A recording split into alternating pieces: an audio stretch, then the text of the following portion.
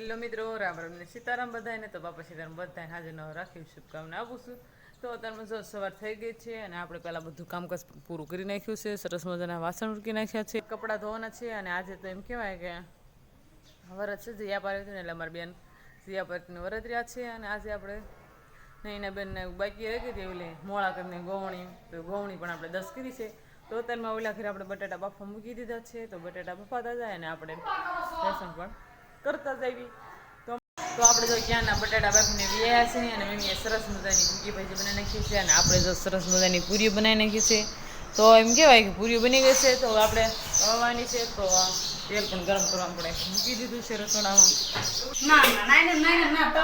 તો સરસ મજાની ભૂકી ભાજી બનાવી નાખી છે. તો હવે આપણે પૂરીઓ તળવાની છે. તો જલ્દી તળવાનું બેન જો વરસ જતા એટલે પૂરીને પણ ક્યારે ના વ્યાયા છે. તો પૂરીઓ તળ નાખી અને 11 વાગે જો સમય પણ થઈ ગયો છે અને વરસાદ કે આજે આવ્યો છે. અને ગવણીઓ આવી છે અને આપણે એને જમાડવા પણ બેસાડી દીધા છે. તો બધા જો જમવા બેસી ગયા છે. બધી ગવણીઓને આપણે જમાડવા પણ બેસાડી દીધા છે.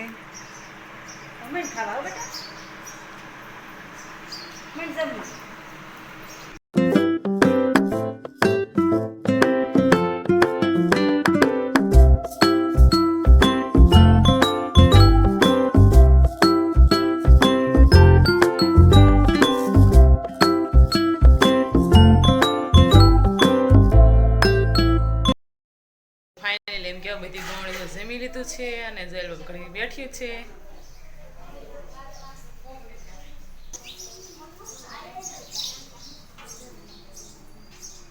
જો સંજયભાઈ આવી જશે, કાલ શ્રીમત છે એટલે આવી જશે. તો જસદણથી જો ખારેક લાવ્યો છે પપ્પા, ટેલીને જો ખાવા મળ્યો છે. તો આજે કઈ વરસાદ આવ્યો નથી, તમે જોઈ રહ્યા છો. વાદળા થઈ જશે ખાલી.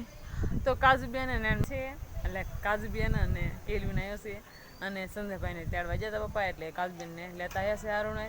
તો અત્યારે એમ કહેવાય કે ઢોરમાલને જલપાબેન નીંદ પણ નાખી દીધી છે અને હવે આપણે નીંદ નાખવાનો વાઢવાનો સમય થઈ ગયો છે. તો અહીંયા આપણે ભાઈબીનું શ્રીમત છે કાલે, એટલે કાલબેનને આવ્યા છે. તો બીજા બેનું કાલ આવવાના છે. તો આપણે કામ હોય જલ્દી કરવા મળીએ. અને પપ્પા જર્દન જતા એટલે ખારેક પણ લાવ્યા છે. તો કેવી ખાધો હતો અને આપણે તો એમ કહેવાય કે સરસ મજાનો જે આઈબરો પણ કરી નાખ્યો છે. જરા કોમેન્ટ કરી નાખજો કેવો છે. તો એમ કીધું મેં હાથે જ આઈબરો કર્યો છે. તો નહીંને બેનને આઈબરો કરવાનો છે. તો નહીંને બેનને પણ આપણે આઈબરો કરી નાખ્યું સરસ મજાનો. આપણે પાર્લરનું શીખવા જતા એટલે આપણને આવડે છે. તો આપણે હવે નહીંને બેન આઈબરો કરી દેવી અને પછી નીણ વાટવાનું તો નીણ પણ વાટી જઈશું. તો ફાઇનલી એમ કહેવાય કે નીણ વાટીને આપણે જો વ્યાયા છીએ અને કેરી બનાવ્યા રમે છે.